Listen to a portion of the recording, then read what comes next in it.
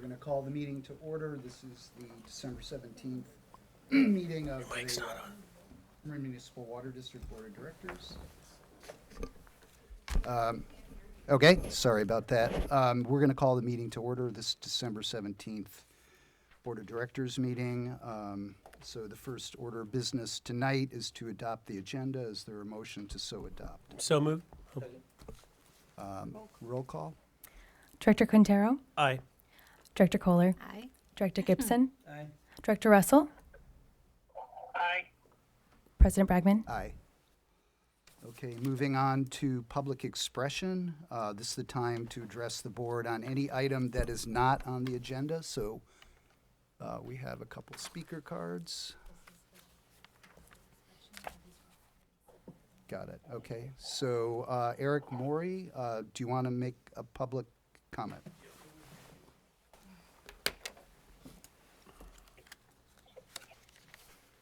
Good evening. I'm Eric Maury. I'm a customer of MMWD and have been for 30 years. I live in Woodacre, California. I'm here once again to exercise my First Amendment right to petition my government for a redress of grievances. Once again, I ask you to fight the outright corruption that exists at MMWD and is being perpetrated by your general counsel, Mary Casey. She's that woman sitting right there. My last water bill was $156. Half of that, $77, went to fees which prop up your corrupt bureaucratic management team. The corruption at MMWD includes nepotism and cronyism. An example of that is Joseph Eichen's girlfriend getting a job sitting right next to him and Mike Maxey getting hired when he was fired from Skywalker Ranch. It's no coincidence that his mommy worked in HR. There is corruption in salary and pension spiking. Tanya Sandberg and Una Conkling both benefited from this when they were promoted to higher paying positions for which neither was qualified 1 year before they retired.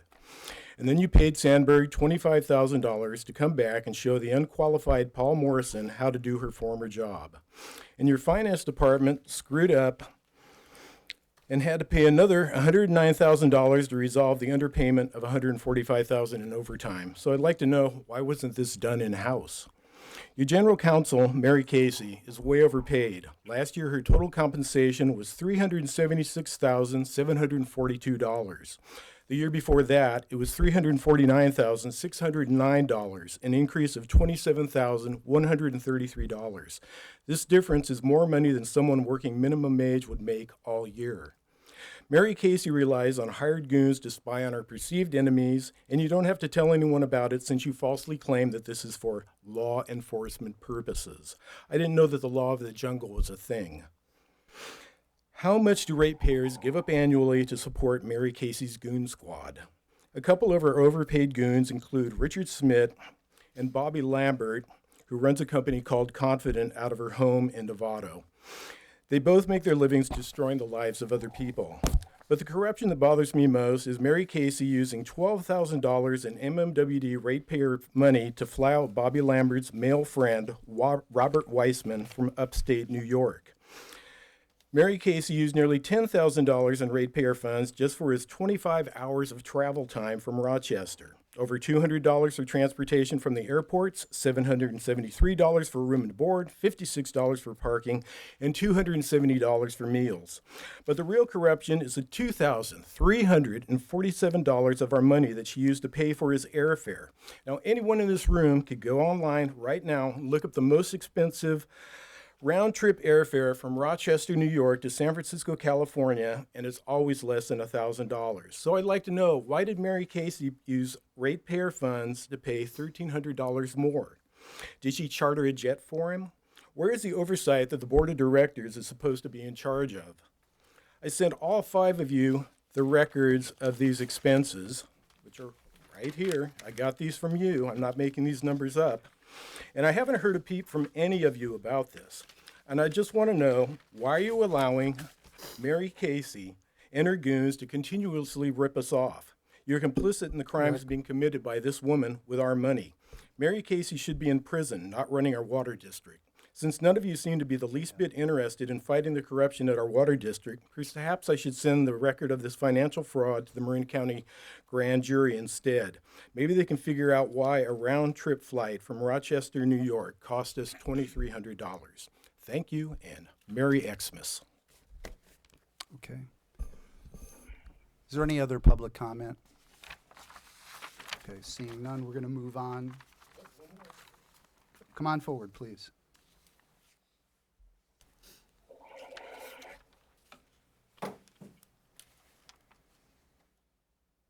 Hi, my name is Nick Morris, and I'm Executive Director of the Street Chaplaincy. We're a nonprofit in San Rafael that supports people who are living on the street. And we also build community between people who are housed and people who live outside.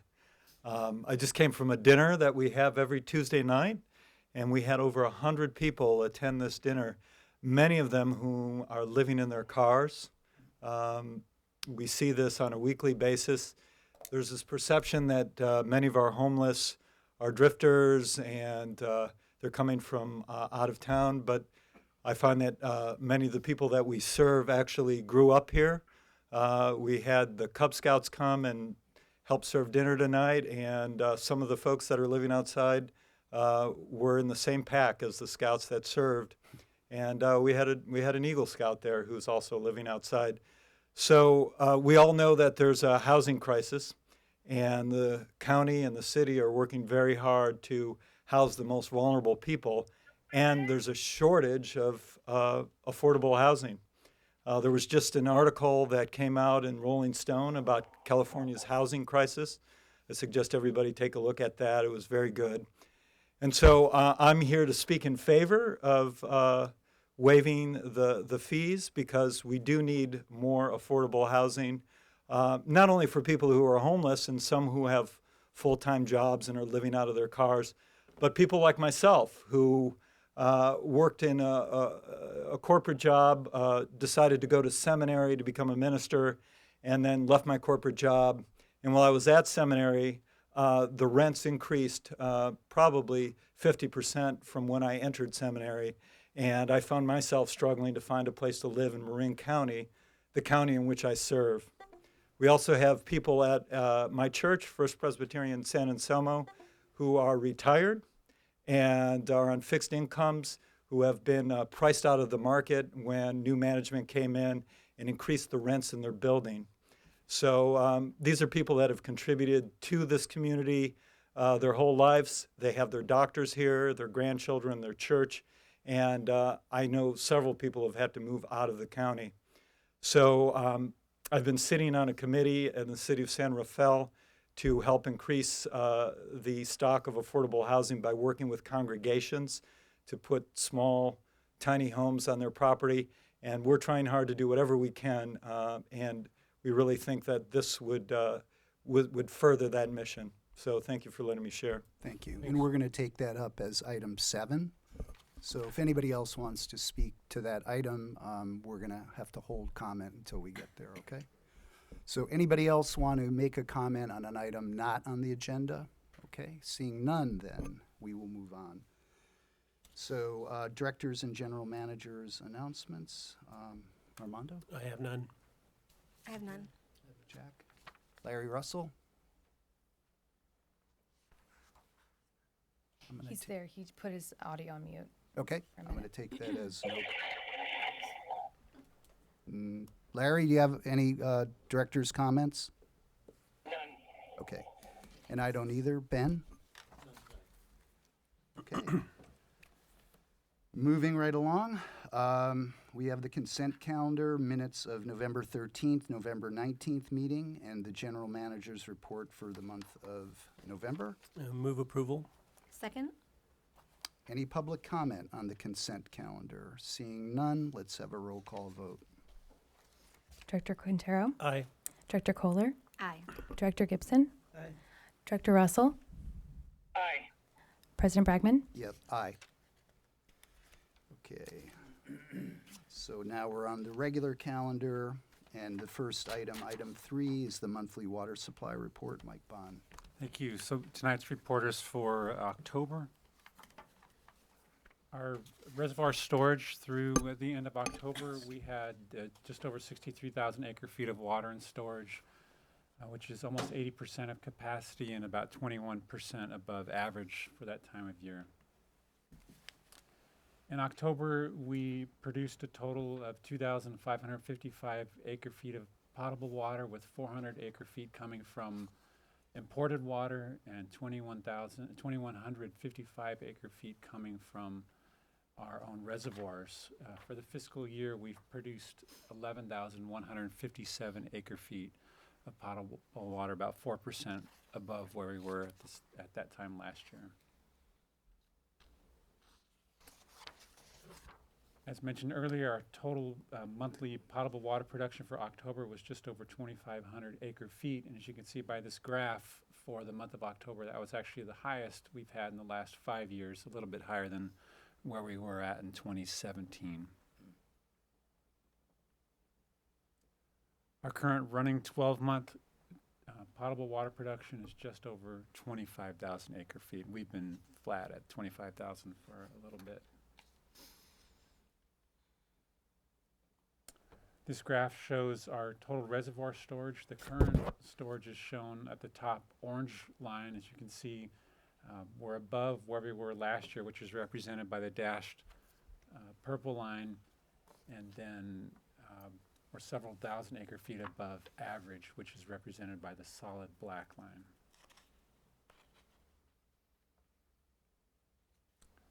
And this graph presents a comparison of our precipitation through October. This year is shown in orange, so through October we pretty much had no rain, so it's showing 0 basically, but for year to date we're about 16 inches of rain, about 2 inches more than average for this time of year. So yes, October was dry, but we've had a good November. And this chart presents a comparison of our daily water production with temperature. So at the end of October, our daily production was just about 24 million gallons per day, and that was tracking with temperature, which had been dropping at that point, which was average high was about 75 at the end of that month. This graph presents a comparison of our monthly customer complaints, taste and odor. In October, we had about 55, and that was much more than we had in September, a lot more than we typically get in October. And really, the reason this happened is because we had to make operational changes to accommodate the PG&E blackouts. And so those changes resulted in quite a number of calls about taste and odor. And what kind of changes had to be made? So what we did is we had to reduce output from San Geronimo treatment plant because it had an emergency standby generator, which would not have been able to keep up with high demand.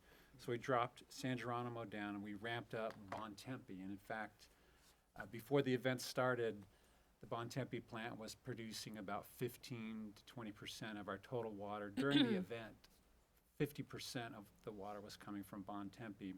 And it has a different taste, so customers that are used to San Geronimo water, Corte Madera, Green Beret, Larkspur, were getting Bontempi water, and they noticed the difference.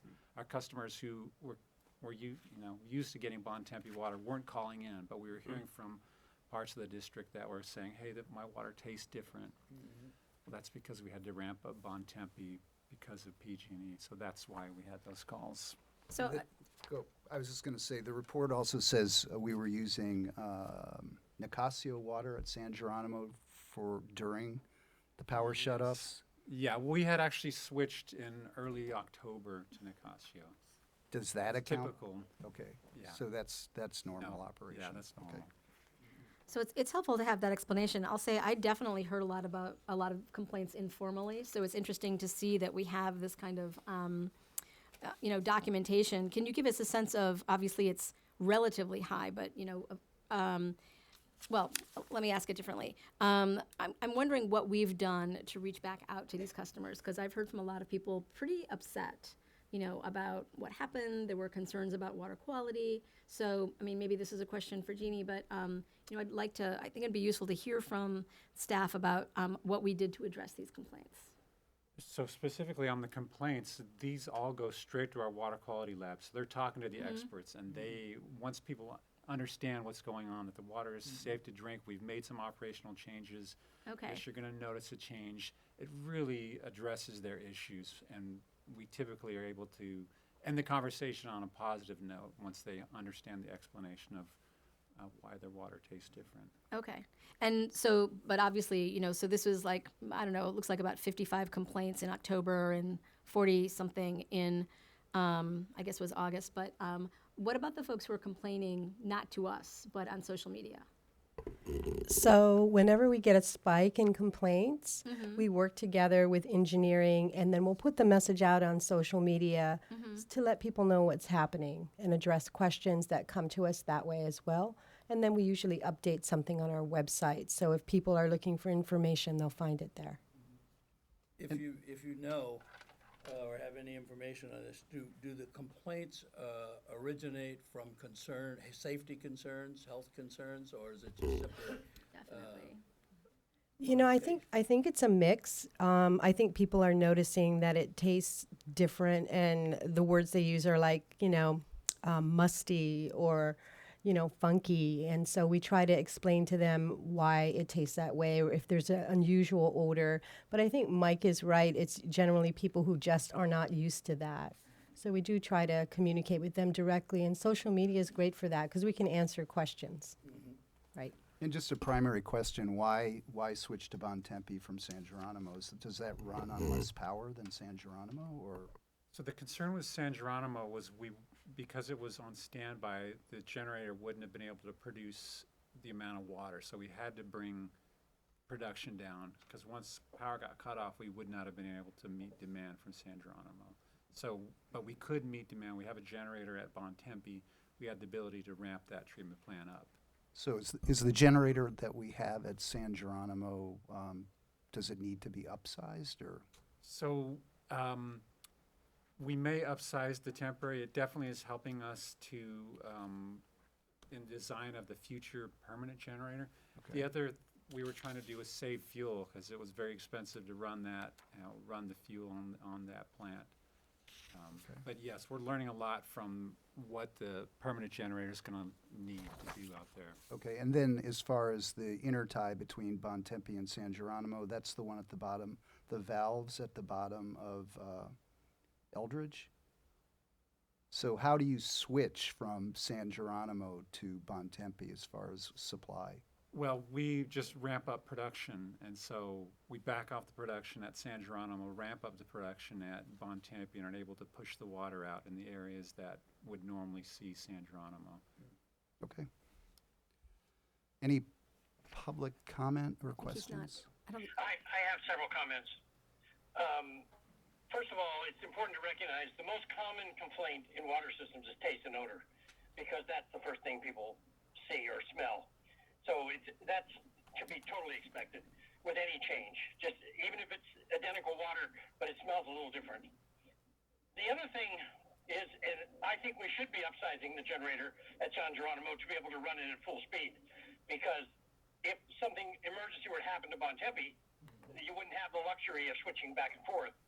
And it's important to realize Bontempi is higher than San Geronimo, so the water will run by gravity to the system. But what really caught me off guard is the reservoir level. The curve shows a continuous downward slope. I saw no impact of the rain at all. There was no bump, no increase, nothing. And do you have any idea why that is? do you want to go back to that slide? Yes, so Larry, that graph is through October. So it doesn't So catch it the doesn't rain. show November. The report's typically the I prior see, month. I see. Yeah. That's When we- enough, Mike. I got it now. Okay. Yeah, well, you'll see. So yes, definitely, there's been an impact from the November rains. Cool. Actually, that's my last graph. Here we go. So current storage is 64,400 acre feet, 81% of capacity, and 15% above normal. So this is where we are today. Looking pretty good.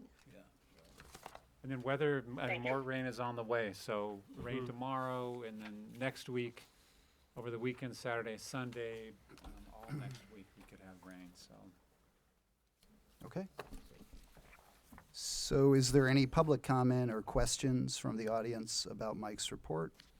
Okay, seeing none, we'll go on to item 4, which is Resolution 8530, authorizing commencement of proceedings in connection with the issuance and sale of refunding water revenue bonds 2020. Good evening. Item number 4 is to request the board to approve the resolution number 8530, authorizing the commencement of proceedings in connection with the issuance and sale of refunding water revenue bond series 2020. So staff has been monitoring interest rates to look for opportunities to refund the 2012 bonds, which have an interest average rate of 4.48%.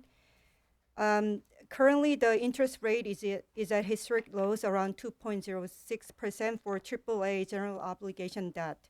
So staff recommends that the board approve the 2012 bond refunding proceedings. And Jean Gibbs, our financial advisor here from Sperry Capital, to explain the complex matter in more detail. Thanks, McKeon. Good evening. Good evening. It's nice to be back. Good to see you. Been a while. So, in fact, I have to tell you, there's a little deja vu here. 10 years ago, I was meeting with you, and I said, you have an opportunity to save about $4 million by refinancing some of your bonds. Right, I remember. You decided to go ahead, and the financing we did was the 2012 bonds. Now we're back, and we're going to do it again, perhaps. So do you have, Yeah, Donna. It's not showing. Oh, it's not showing. so this transaction is more complicated to do and to explain, and I hope I can do it satisfactorily. But life was complicated by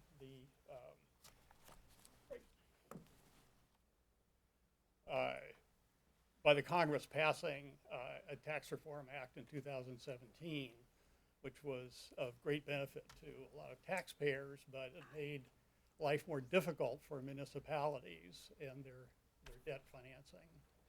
And we'll get into that here. So, what, up here?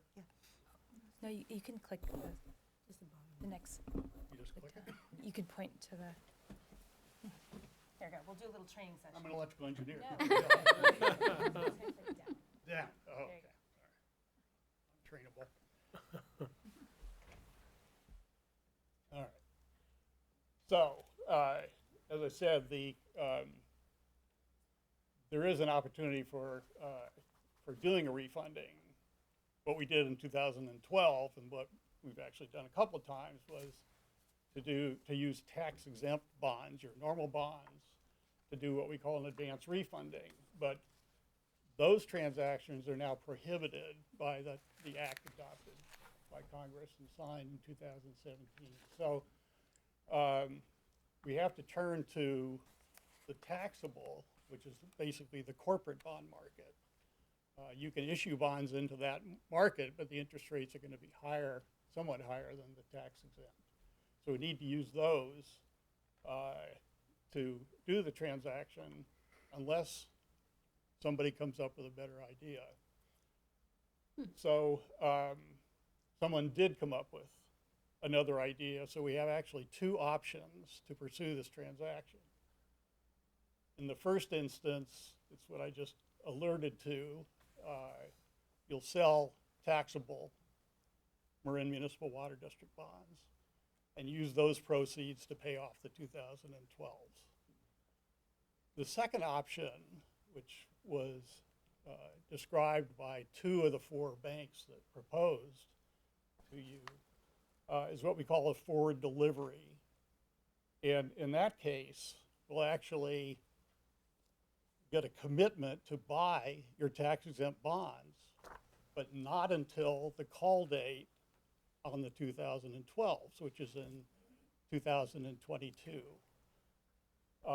If you sell tax-exempt bonds, to call your bonds, you can do that if you do it right on the call date. You can't do it ahead of time. That's the advance refunding, now prohibited. So, you can see at the bottom of this page, here's our target, the 2012 bonds. You currently have 78.6 million outstanding.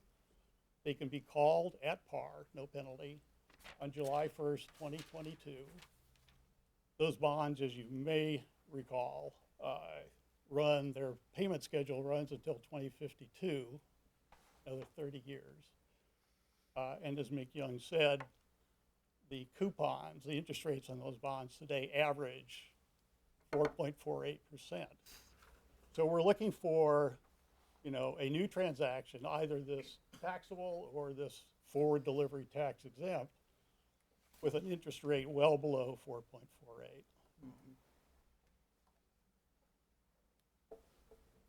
So we're going to look at the first option briefly. So I'll call them the 2020 taxable refunding bonds. They would have a par amount. I have to correct this number. This is an old number. It should be 78.3 million. So think about that being there. The true interest cost of these bonds, if we were to do them on December 5th, when we tested the interest rates, would be 3.42%. So that's way below 4.48, and that's why this is a good situation. We'll be investing those proceeds. Once we get all the bonds from the sale, we'll put them in the bank, and we'll invest them in treasuries, and those would have yielded on December 5th 1.59%. So we invest them, they earn some interest until July of 2022, when we take everything out and pay off the old bonds. So in summary then, we would sell those taxable bonds January 16th of 2020, put them in escrow, invest them, pay off the old bonds in 2022. And incidentally, that escrow would also make all the payments, principal and interest, on the 2012 bonds from now until they're called. So doing that using the rates that we had on December 5th, what we call cash flow savings through the 2052 last year would have been $11.9 million. We, in order to compare various cash flows, we do what we call discounting. We bring all those future dollars back to the present with a discount rate, and that calculation would yield a present value savings of $7.4 million. The significance of that is that if we did that transaction, structured the bonds in a certain way, we could actually deliver $7.4 million in cash to you when we close. Or you could take the savings over time, which is the cash flow. Okay, let's look at option 2. So as I said, this idea is a sale of your tax-exempt bonds, which we like better. We actually lock in all the terms of those bonds now, but the closing, delivery, and the payment of the underwriter's cash to you doesn't occur until July of 2022. So the firm that brought this idea forward was Morgan Stanley, and their particular proposal was that they were going to commit to actually buy all the bonds for their own account. They're a big player, and they can do that. And the terms that they propose are particularly attractive.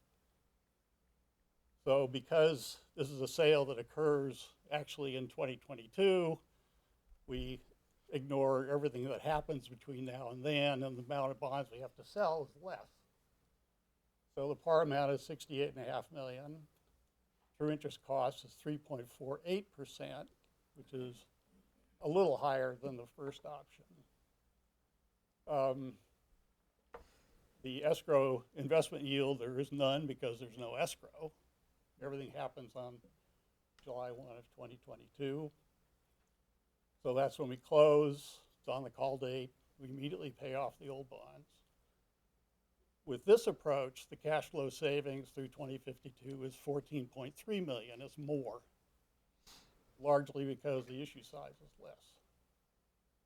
The present value savings, instead of about 7, is a little over 8 million, which is an even better result. So the story, we solicited proposals from 4 underwriting firms. And 2 of them, Morgan Stanley and Wells Fargo, both recommended 2 options. And Morgan Stanley's version number 2 was a bit better than Wells Fargo's. So our recommendation is that you select Morgan Stanley. We're very impressed by their proposal. Their present value savings should be higher than anyone else's when we get done. And we also got them commit to a very important portion of the pricing. I mean, they don't get their bonds, and we don't get the money until 2022, but we were able to really lock down ahead of time most of the economics by getting a commitment from them. I have to interrupt for just a moment. I'm going to have to recuse myself from this decision. My spouse works for one of those companies. There is a lot of finance in Marin County, so. I'm going to have to recuse too, Larry. Are you going to be left with enough? We have a quorum. Okay. So. Larry? Russell? Oh, thanks. Okay. Anyway, I'm not going to go through all the numbers here. This is all the detail on the 4 proposals.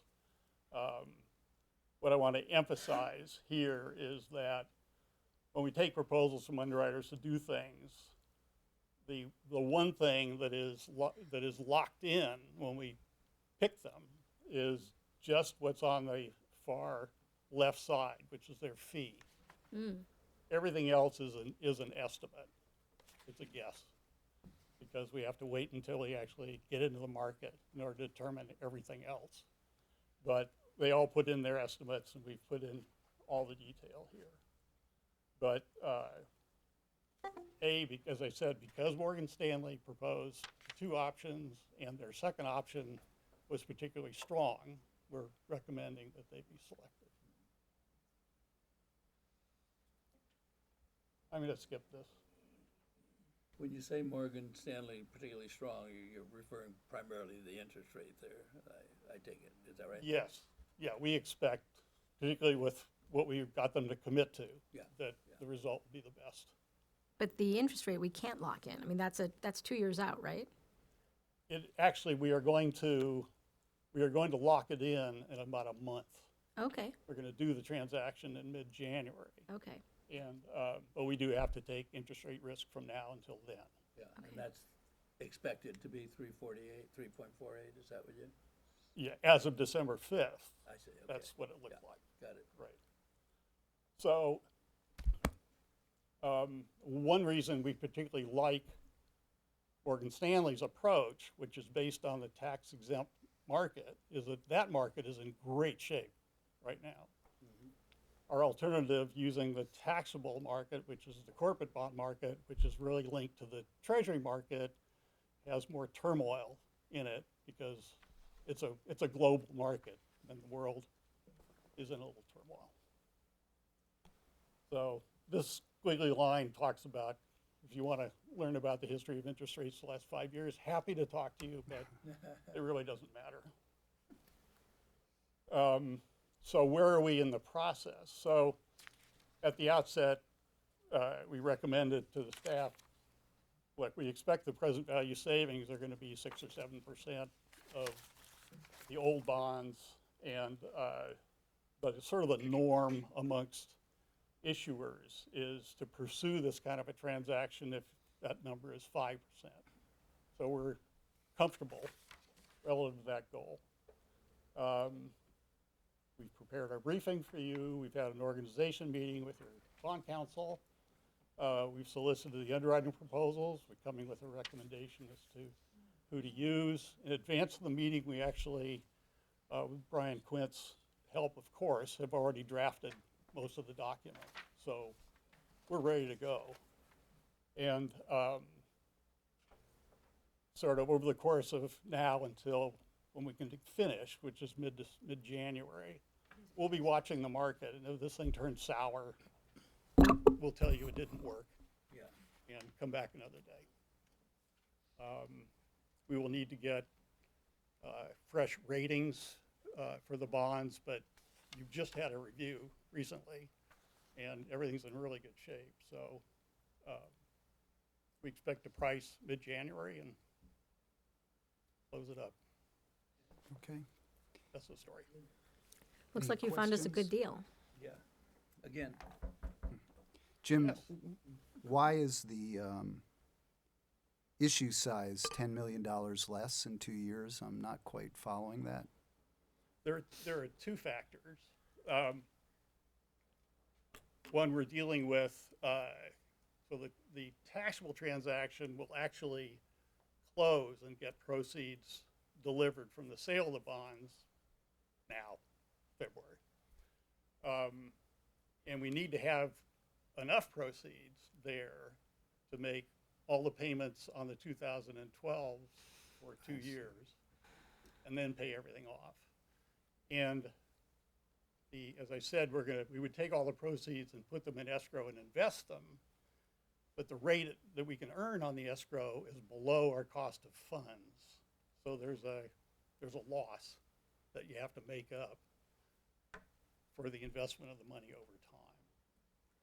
It's probably a little too confusing, but Somewhat. it costs more. I didn't think we were allowed to do that. Isn't that arbitraging? Well, the problem is that there is no arbitrage. Arbitrage means you make money I relative to see. your cost of money. And these days we lose. Okay. So you're very safe from that. So what is the total outstanding 2012 debt? 78,590,000. Okay, so that's where I'm losing you. How do we pay it off in 2 years for 68 million? There's going to be actually a premium in the pricing of the bonds that we do with Morgan Stanley. And what do you mean by a premium? The terms that they're committing to, they're willing to actually pay more than the par amount of bonds that we're selling them, because they're going to get a slightly higher than market interest rate, which is very common in the sale of bonds. We get a premium. We've had a premium on all the bond sales that we've had. That sounds like a pretty good deal. It definitely sounds like a good deal. Okay. Any other questions or comments from the board? Any public comment, questions? Roger?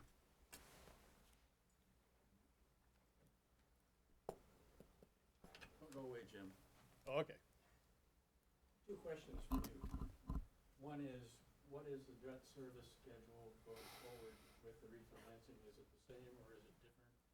Is there a grace period that will give further relief? I mean, you didn't talk about what the structure of the bonds is. I think it would be useful to hear that. Sure. And secondly, all the closing costs come to $312,500. And is the refunding target of 5% present value savings after consideration of the closing costs or before? After. Okay, good. It's net. So with regard to the future payment schedule, if you have two options. If you go for we will take the savings over time, the cash flow savings, then the annual payments in every year will be lower than the current bond issue. As I said, you have the option also of structuring this so that you can get the 7 or 8 million in savings now in cash. In that case, the schedule of payments would be exactly the same as they are in the 2012s. And we're going to bump, because we're lowering the interest costs of the new bonds, we'll bump up the size and give you the 8 million up front. And we're not making that decision tonight, are we? No, Okay. Because we want to see where things land in February. right. Okay. Okay. Okay, any other public comment, questions? Okay, I guess we'll do a roll call vote then. I'll move approval. Oh, yeah. I'll second. Second, there we go. You have to have the motion first, so there we go. After you. Beauty before age. Okay, so we do have a motion in a We second. do. Yeah, one way or the other. I don't think we need a roll call. I think Larry's recused himself. Okay. So it's just up to you. Okay, No, you need to say all in favor. got it. Okay, all in favor, say aye. Aye. Aye. Sorry. Any opposed? None opposed. Good job. We'll get to work. Okay, thank you Thanks, very Jim. much. Thank you, Jim. Next item is item 5, which is the Amendment 6 to the Financial Advisory Services with Sperry. So as you just heard from Jim Gibbs about this bond refunding deal, so we are requesting the board to approve the amendment number 6 to miscellaneous agreement 5119 with Sperry Capital in conjunction with the 2012 bond refunding proceedings.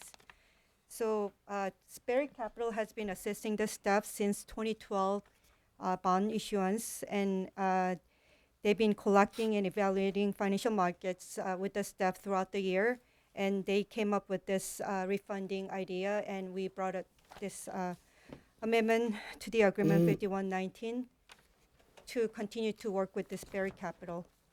So staff recommends that the board authorize general manager to execute the amendment number 6 to the miscellaneous agreement 5119.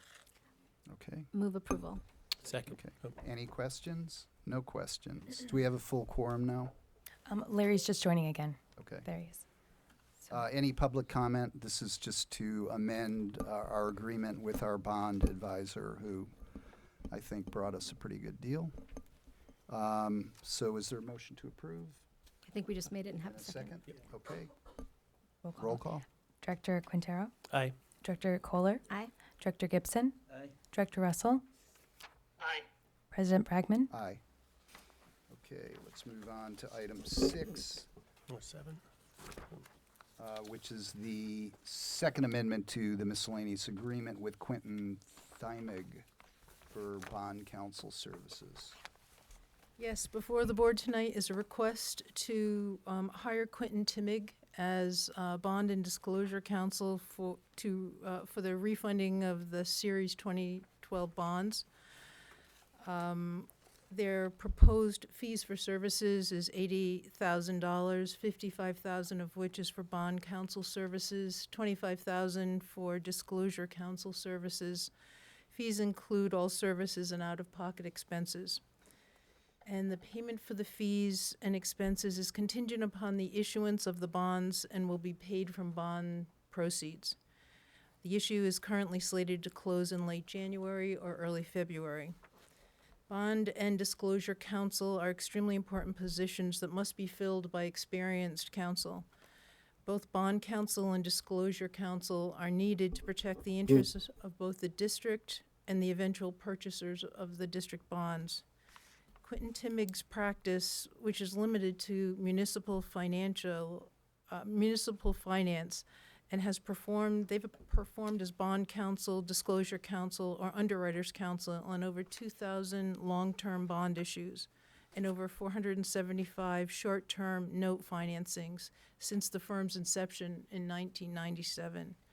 These transactions have an aggregate principal amount in excess of $50 billion.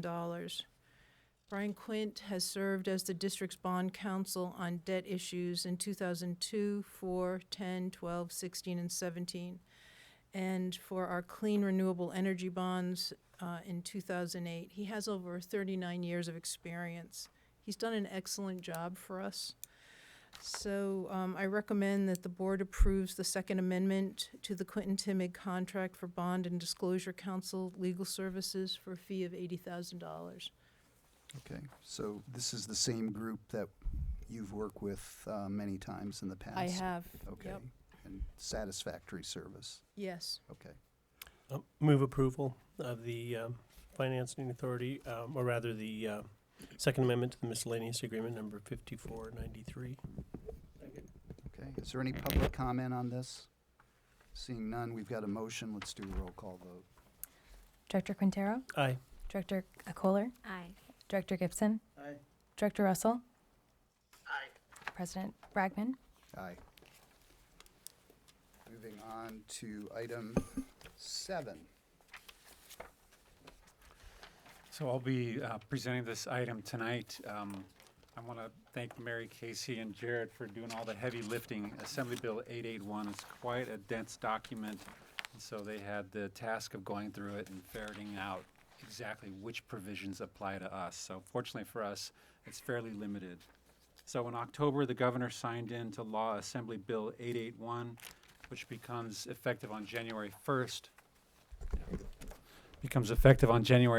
And really is designed to remove impediments to development of accessory dwelling units and junior accessory dwelling units. We presented this item to the board back in November, and per your direction, we're back here tonight with Ordinance 445 and the public hearing to adopt the changes needed to comply with 881.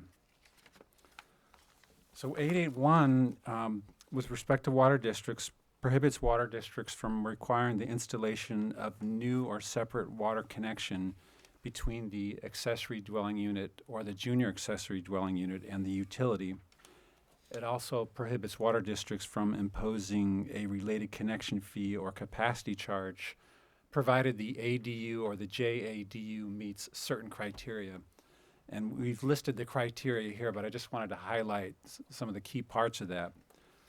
Qualifying ADUs there can only be one ADU or JADU on a lot with a proposed or existing single-family dwelling, and the ADU or JADU is within the proposed space of the single-family dwelling or existing space of a single-family dwelling or accessory structure. They do allow the expansion of those units up to 150 square feet, provided for the purposes of ingress and egress. So in order to comply with AB 881, we need to amend sections 110470 and 115640 of the district code. So in researching the requirements for compliance with AB 881, we came across a provision in our building code tier breaks that places ADUs and JADUs in billing code 2 like a duplex, and not billing code 1, which is for single-family residential customers. Billing code 2 has narrower tier breaks, so those customers end up paying a higher bill. So to remedy that, we're also recommending that we amend District Code Section 601025 to provide that ADUs and JADUs would now be in billing code 1. Good catch. Yeah.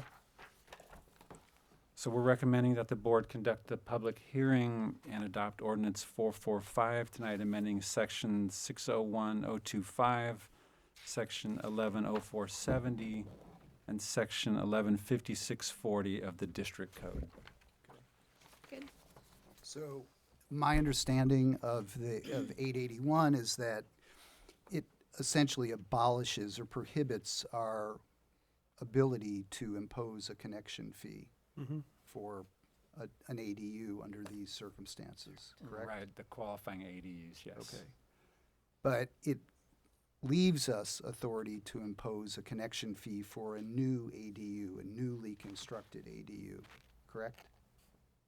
That is not within an existing structure, yes, Correct. a separate Okay. structure. So yes. that's a separate item Yes. that we will take up in the future.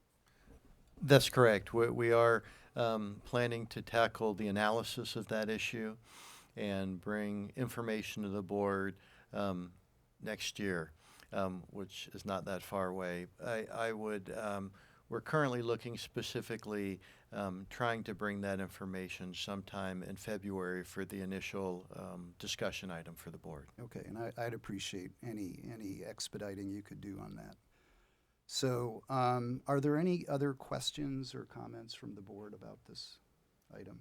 I have none. Okay. You know, only that I think it's a good piece of legislation, and I think we're in a really good position to move forward with that locally, and I'm glad we've done it so quickly.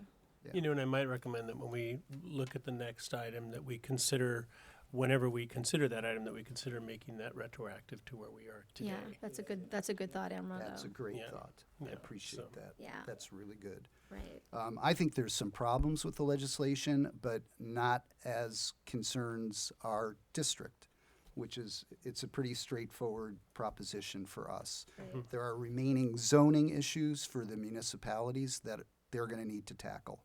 So, you know, those issues, folks are going to have to take up with their local councils. This is strictly a prohibition on our district from imposing a fee under these circumstances. So it's a pretty straightforward proposition under 881. Right. So with the board's approval, I'd like to hear public comment. I've got a number of cards. I believe we'll open the public hearing That's first. a public, okay, same thing, or? You formally open the public Okay, hearing on okay. this. So I'm going to hit the gavel. We're going to open up a public hearing and public comment. So I do have some cards for folks. I'm going to call them in order. The first name is Haley Cohn. I'm Linda Cohn, I'm gonna go first, and then she may. Yeah, that's fine.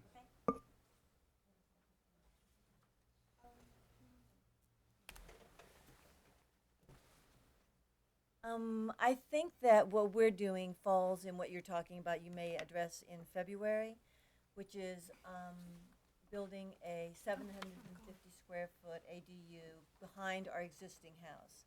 And I wanted to give, sort of a picture of what it's like for people like ourselves dealing with this. Sorry, I don't know why I care so much about this, but I do. It's all right. We've lived in Mill Valley in the same house for 40 years, and my husband and I'm retired, and he's obviously going to be retiring soon. And our son was raised there and married, and we love Mill Valley. It's, you know, we live in Tam Valley, and we wanted to stay there. And our son and his wife bought a condominium in Mill Valley, and we're happy there, and we were happy in our house, our 4-bedroom house in Mill Valley. And then they had a baby, and then another baby, and obviously their tiny little 1-bedroom condominium is not adequate. So we decided to build an ADU in our backyard, and meanwhile we're staying in their condo, and they're living in the 4-bedroom house. So we did this because we want to be with our grandchildren, we want to be with our family, and it's for them to buy a house, you know, to come into the market fresh as young people is challenging. And definitely to do so in Tam Valley, where we have lived forever, is extremely challenging.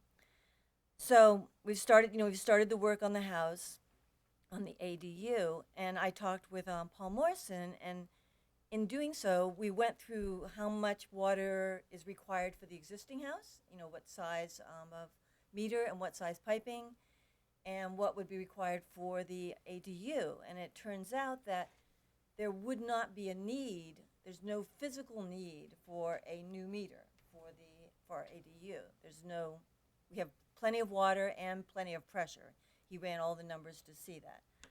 So what we would be doing would be tearing up Pine Hill Road and taking all that asphalt and having that sent off to landfill, you know, complete, for no reason, absolutely no reason, and no physical reason, you know. And then we would also need to dig up our driveway. We live up a shared driveway. We're up at the top of the shared driveway. And so we would be digging up the driveway and through the neighbor's area, neighbor's yard, you know, digging up their plants and digging all the way through there to get up to our house before we go to the little 750 square foot ADU behind us. And then we'd of course be paying the fees for all of this too, and disrupting the neighborhood. And all of it is, but there's no physical reason to do so. So we'd be tearing up the neighborhood, disturbing our neighbors who have already are about at their limit of having us, you know, building behind our house here, and we could do it with the same meters. So what we have offered to do, we said, look, we'll pay you because we understand that Marin Municipal Water District needs to have income in order to provide the water. So we said, we're happy to pay for the meter, the new meter, and not install it, just, and we'd not dig up Pine Hill Road and not dig up our driveway and have to put in new piping also. So we're fine with doing that. That would save us having to pay the $8,000 to dig up the road, and it would cost us, whatever, I think it's $9,700 for the new meter, which is, it's a lot, but it's acceptable, but it's not wasteful either. There's no crazy just doing something because there's a rule to do it, but there's no legitimate physical reason to have to do it. So we're fine with, we're actually, we don't love doing that, but we're fine with doing so. And our neighbors would certainly be more than fine with us not tearing up their yard to get to our house with the water pipes, and then having to resurface our driveway also in front of their house. Let me see what else I wanted to say about it. I'm sorry, public speaking is not my forte. You're doing fine. We do have a limit, and you're Let me just see if there's kind of getting anything there. else I wanted to say about it. No, it's just really a decision we made to be together and have it be affordable. And,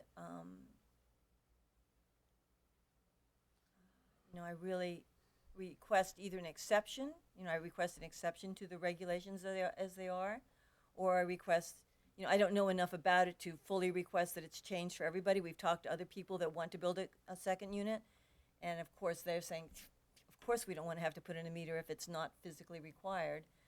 So I can't speak to that with enough knowledge, except for to know that there's other people in our situation, but I can certainly speak to our situation and request either an exception to the present regulations or that the regulation be changed if that's what's required to have that happen. Okay. I think that's, sure, I'll think of it when I get home. That's okay. The proposal to somewhat broaden the scope of this exception is going to be brought back to us in a couple months, hopefully. And per Director Quintero's excellent suggestion, the board will consider retroactive application of the waiver. So that may address your situation. I'm sure staff will continue to work with you to work something out. Yeah, I have to say, I haven't had the experience that the first gentleman who spoke tonight had. I've had the experience of speaking with Paul Morrison and Joseph Eifkins and with Michael, and all have been extraordinarily helpful and informative to work with. So I haven't had any negative experience with Marin Municipal Water District. My only concern is the waste and the cost. So I have just one question. The timeline for getting this done for you, are you about to put the hookup to your house? I have gone ahead and paid because we had to get in line to make sure that it happened when it needs to happen, and but they're holding it for me, of course. Okay. And I think we could work with a February timeline. We're getting close. We're very close. I just wanted to add for clarification that were we to conclude that a meter were not needed, we would never charge you for it. These fees are not revenue generating. They're fees for service. So they are intended solely to recover our costs of installation and the work. There's a capacity fee issue, and that's what will be the matter of discussion. And staff, I will be looking at the question that you're raising, whether or not you do need a separate connection and meter. So we'll incorporate that into the discussion we bring to the board. Okay? Okay, Okay, thank you. Thank you very much. Thank you. Okay. The next speaker card I actually have is Haley.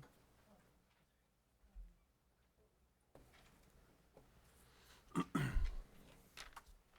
it okay if I have just a moment to adjust the title Sure. real quick? Thank you so much for having a little bit of a moment. Actually, you can probably start. Yeah. Actually, yeah, I won't be 3 minutes.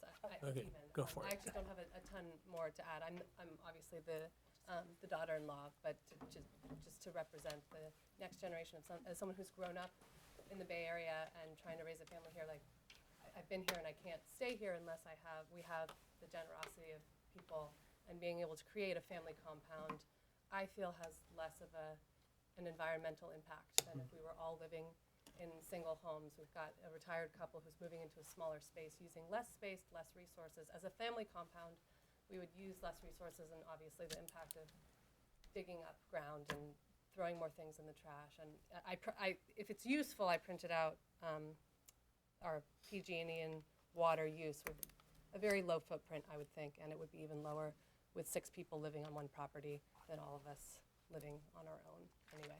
So I think the formal request is an exception, even if that needs to happen before the February decision, so that we can complete our project and our dream of our family Okay. compound. There are a number of projects in process that I think staff is going to have to work with the applicants. Like look at individually? Yes. Such yeah. as ours? Such as Okay. yours, Great. okay? And is there someone we should be in communication with directly so that we can not be a hassle, but stay on our timeline? I would say Mike Bond's a good candidate for that. Yeah. If you want to offer me your information, I can be connected with you. Okay, perfect. Okay. And thank you very much. you. Okay. So next speaker is Barbara Rothkrug. And while Barbara's coming up, I think we're going to make sure that this gets on the agenda early in January. Okay, so. Good afternoon. I'm Barbara Rothkrug. I live in Corte Madera, and I go to the First Presbyterian Church of San Anselmo. And while I've been there, which is over 6 years, I have seen person after person have to leave the church and the county because they cannot pay the rents here. And one person was living on disability. Another person is staying in the county but mainly sleeps in her car unless she's house sitting. Other people have left to live near their children in Washington State or somewhere like that. Another couple is selling their condo here, which they cannot pay for, and going to live in San Jose in a trailer. And then I know some people who are barely hanging on. And I rent to a tenant for $600 a month to share my house, which she could never afford an apartment, even though she works full-time at 2 jobs and has a master's degree. So I really support any possible way to build more housing in Marin and let people be able to stay here, and also homeowners who are elderly are then able to make enough money so that they don't have to sell their houses and move out. So thank you. Thanks very much. The next speaker is Kathleen McCann. Ms. McCann? My name is Kathleen McCann. I live in Fairfax, and I got scared off long before I got up to finding out what water meter was going to mean in my life. But I wanted to be here as another face and story to the what's happening in Marin County. So I thank you for the opportunity to speak to you tonight. And in consideration of looking at AB 881 in a different light. While we're all aware that we're experiencing a housing crisis, this really is a broader issue, a significant contributing factor in what our communities are going to look like moving forward, where residents can use some of their property for additional space, or will options only be within the reach of those who are able to afford million-dollar homes? In 1986, my husband and I moved here to raise our children. Never regretted that for a moment. When my husband died in 1996, I worked very hard to keep my house as well as to maintain it, and I'm still doing that.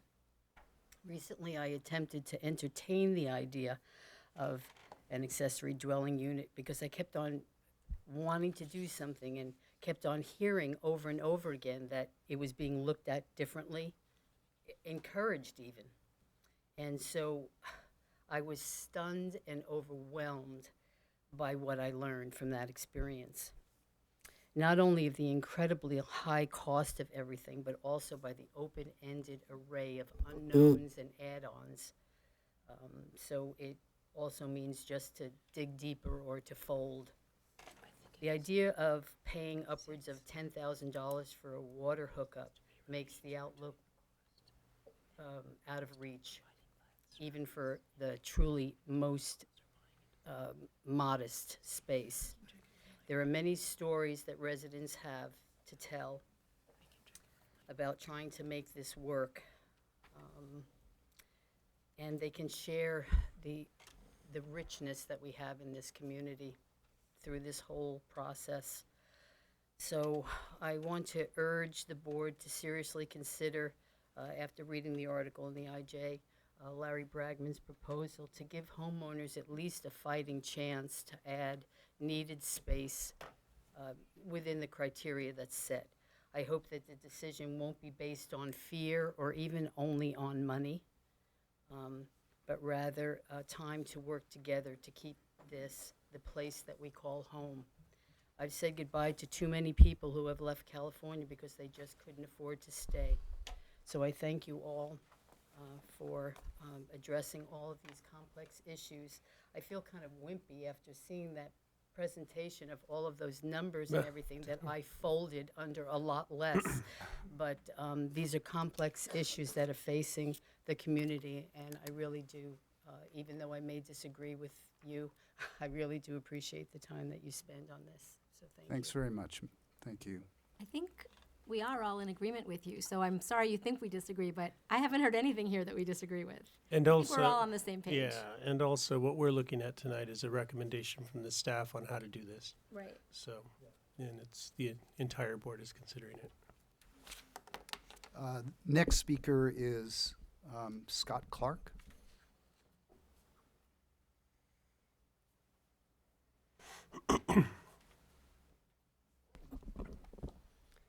Good evening, members of the Water District Board. My name is Scott Clark, and I'm the interim pastor of First Presbyterian Church of San Anselmo. We are a congregation that has a long-standing commitment and have been active for a long time on issues related to affordable housing, relief for homelessness, and responding to our climate emergency. You'll hear from a number of us here, but I wanted to take a second just to ask everybody associated with our church to stand briefly so you can see the turnout that we've, and this is, thank you. This is just a symbol of our commitment here. I'm also a homeowner in Terra Linda and a water customer. I'm here in support of Ordinance 445 and applaud the board's efforts to come into compliance with the state legislation. We particularly support this ordinance because of the help that it can give to the affordable housing crisis in Marin County and the Bay Area. You've heard Nick Morris and Barbara Rothkug also already speak of the impact that this has on the elders in our community. You've heard other homeowners speak really eloquently of the real personal impact this is having on Marin families. Elder cottage housing, in-law units, accessory units, they provide one tool to provide additional affordable housing, facilitating units that will be dispersed across the country. I've been to a number of public hearings that deal with affordable housing, and density is always one of the issues that's raised. This is a great tool because it provides affordable housing not in concentrated areas. We're not talking about big developments, big apartment buildings, but by definition, these units, these affordable units, will be dispersed and shared across the county. They're kind of an ideal response to that particular concern. I also understand that there are folks who have environmental concerns, and I just want to speak on behalf of our congregation. We have a long-standing commitment. We are actively engaged in responding to the climate emergency. And we think that any of those concerns can appropriately be addressed in the permitting and zoning process. That's the appropriate jurisdiction of towns and cities of Marin County. But they shouldn't be addressed by a prohibitive connection fee that virtually eliminates a possible help to the affordable housing crisis. So we ask that you adopt Ordinance 445 regarding connection for accessory units, and thank you for all your good work. Thank you for yours. The next speaker is Bob Cohn.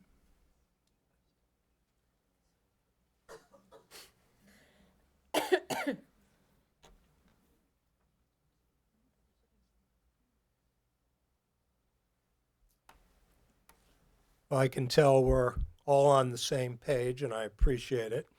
I'm the patriarch of this family. Now we're 3 generations trying to live on the same property with the same home and another 750 square foot cottage. And I can tell it's going to happen. The timing for me is a big thing. I'm not sure how it fits in with the February. It just so happens we're right up against it right now. And sometime in the next 3 months, I'm hoping that we're going to be living in this cottage. So somehow if we can coordinate it so it all happens, that would be great. And I know Linda already said this, but I'm going to say it again anyway. I don't think there's any value and a lot of detriment in tearing up the street, tearing up the driveway, tearing up the neighbor's yard, spending $25,000, not to get anything of real value for anybody. So I think, like I said, I think we all know that it makes sense, and I appreciate you guys looking at it, and I'm hoping that we can make it work in the timeline so that it makes it happen for us very soon. Thank you very much. Thanks a lot. We'll do our best. Can I just say one thing?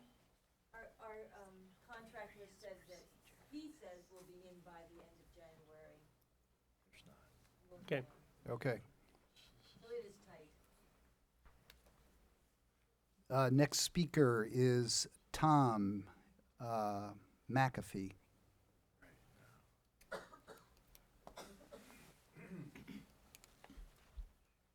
Good evening. Thanks for letting me speak here. I don't really want to say anything that's going to be redundant to what you've already heard. I mainly want to say thank you, and I'm proud of you for doing this. It makes me proud to live in a community and a county that's going to do the right thing. I was at a rally tonight in San Rafael that with about 2,000 other people on impeachment eve, and I saw a sign that said, "Make our country kind again." And, that's what this is all about. It really is. And, as much as we'd like everything to stay the same and be like the good old days, it's not going to. There were 3 billion people on the earth in 1960, and now we're pushing 8 billion. Changes are coming, and change will be. And the main thing at this point is that we adapt to it and we take care of each other as best we can. And it might be a bit grandiose to kind of link what we're doing here tonight to that, but it's a small step, and it's in the same trajectory. And I just want to thank you for that, and I want to make Marin a no bubble zone.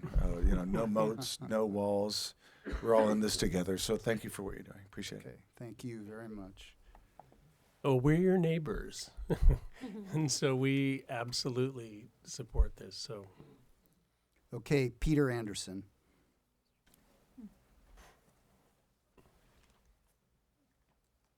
Peter Anderson from Fairfax. I thought we'd have a fight tonight.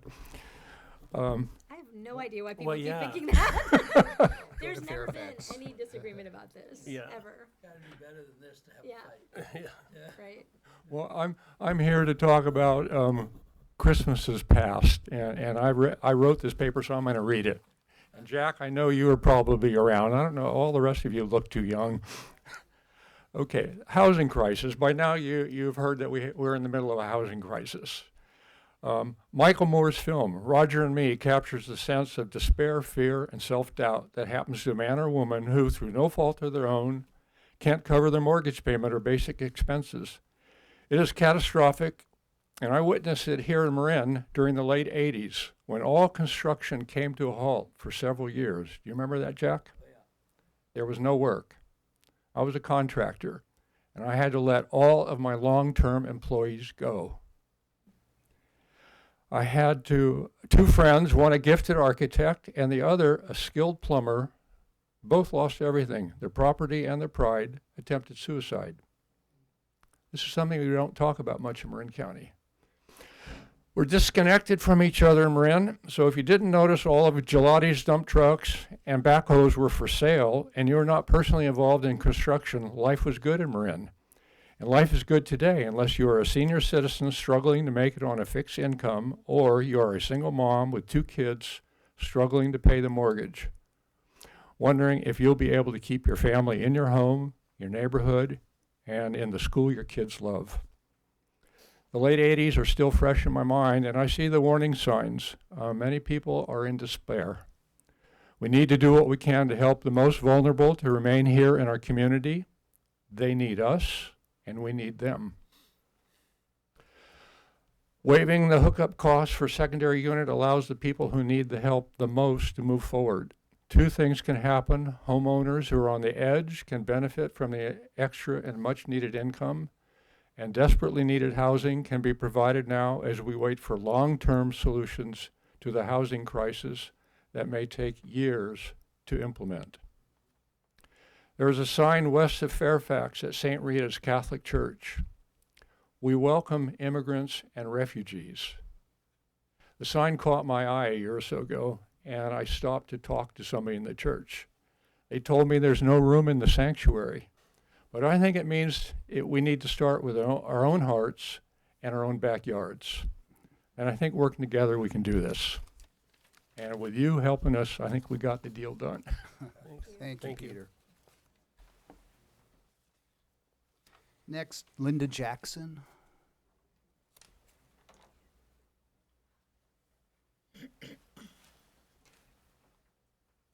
Good evening, directors of the MMWD.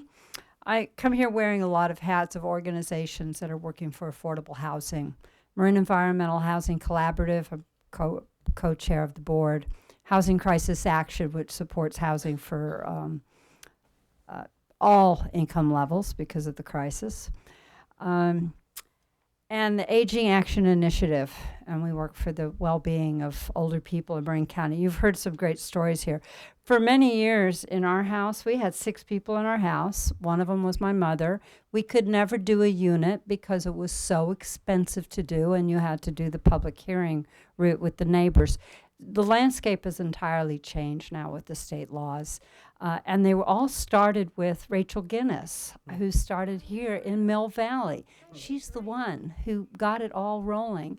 And it's making a difference across the state in getting units built. These are not the answer, but they are an answer for people. They're small. They tend to be affordable by design. I've been tracking them in Mill Valley by price, and they're affordable to lower income households for the most part. So I just want to say, for all these organizations that are working for the reasons that you hear these stories, we want to thank you for making these changes. Many years ago, I came to the board as a planner from the city of San Rafael to make the initial changes, it's like 15 years ago, in your hookup fees and charges for units, for second units back then, for meters. And I'm seeing you do this today, and I really have great hope for our county that we're going to make a little difference for the folks that are children who want to live here, and for families that want to be together, and for your younger families that want to move here. So the rainy season is coming. The scramble to find a roofer who is going to come here from Sonoma and from Contra Costa County. We can make a difference and have this change so that people who work here can live here. So thank you so much on behalf of these organizations.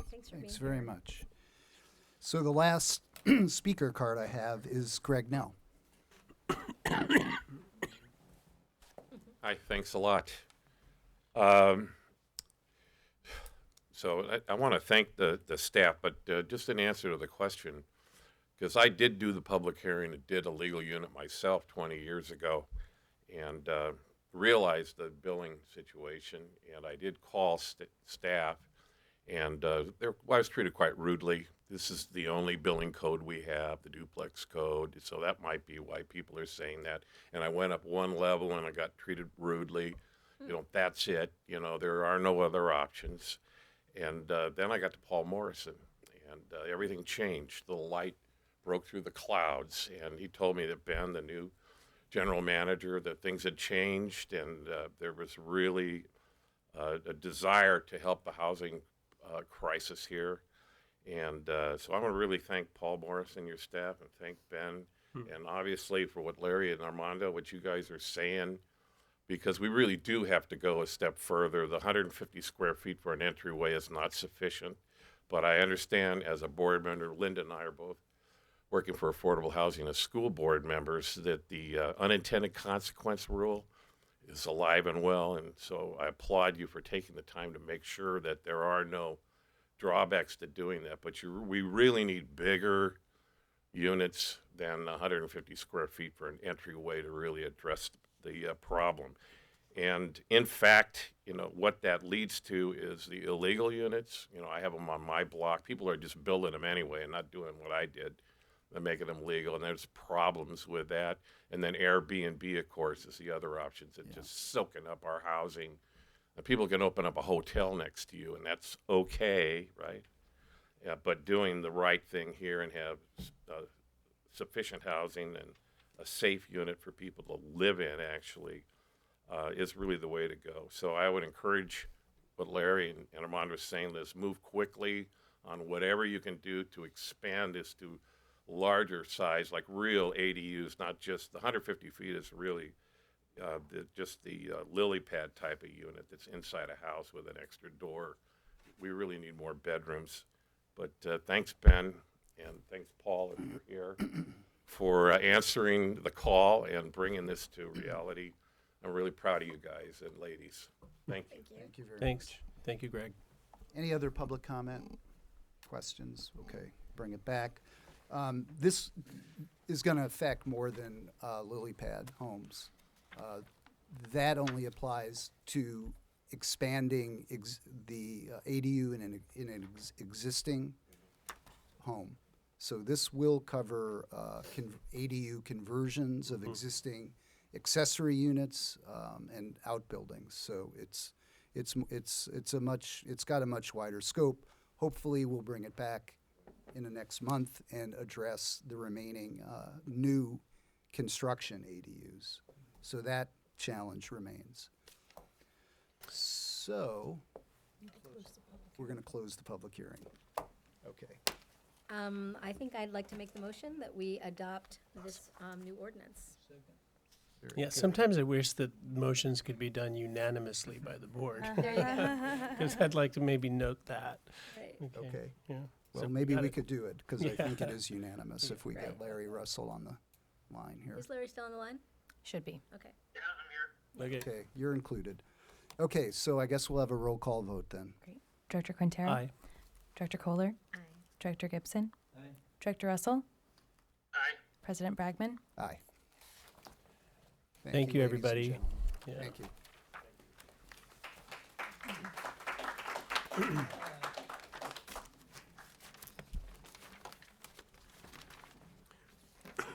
Okay, so moving on, why don't we just take a break for Yeah. a couple minutes, okay? Okay.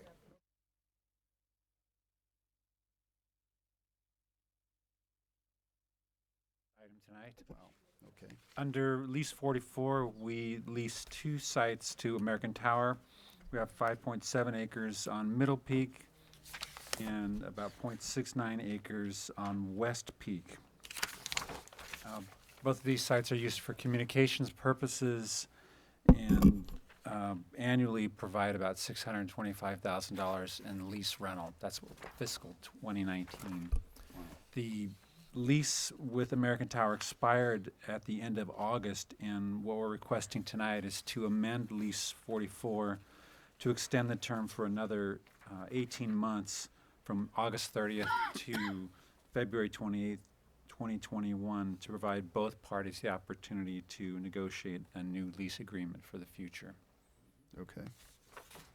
And they're currently holding over, so they're continuing to pay under the existing terms. Okay. Are you looking in the negotiating period, are you looking for a significant increase in the rent? Is that the objective? Potentially, yeah. Good.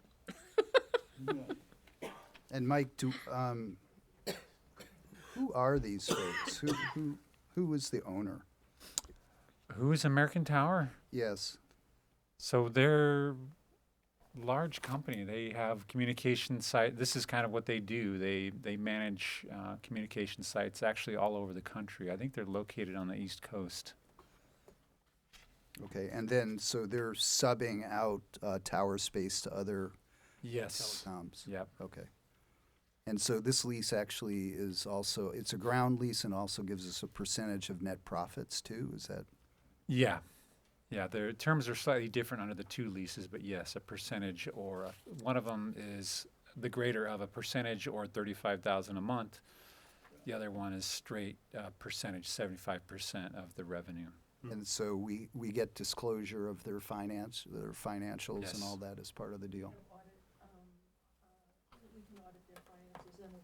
Yeah. Okay. Okay, so this is just an extension for 18 months so we can yes. do our due diligence. Okay. Okay, you're recommending it? I move approval. Okay. Second. Okay, is there any public comment? Okay.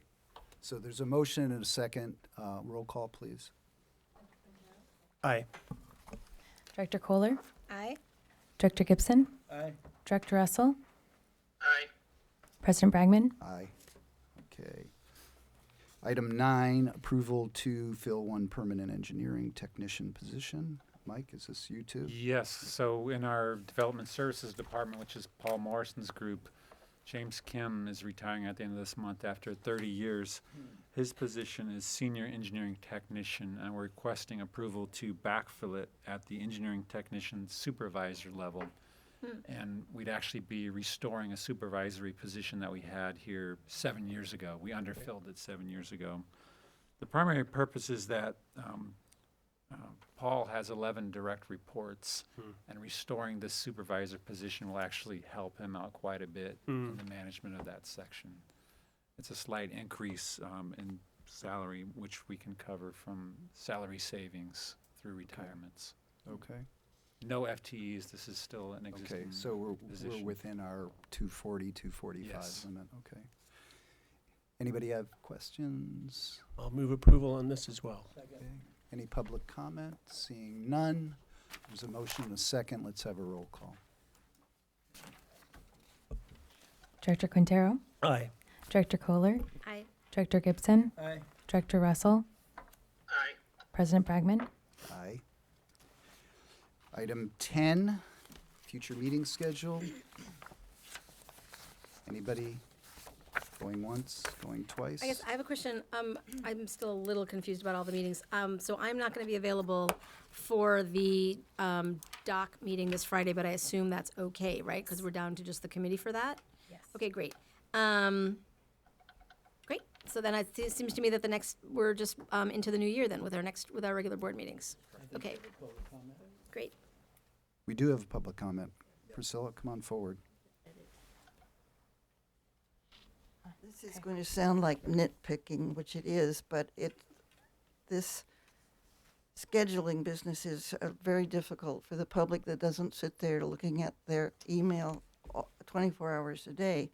Today, there was said that there's a revised posting of tonight's meeting, and there was no highlighting of what the revisions were. And to read that whole staff report and try to figure out what was revised, I don't know. But then also it said, let's see, at 9 o'clock this morning it was posted, the agenda for the doc meeting on the 20th, and it wasn't there. Now I heard later today it came in, but there needs to be some better cooperation, or strategies of getting things posted in the right sequence, because it's really frustrating to have to keep going back and finding out what's going on.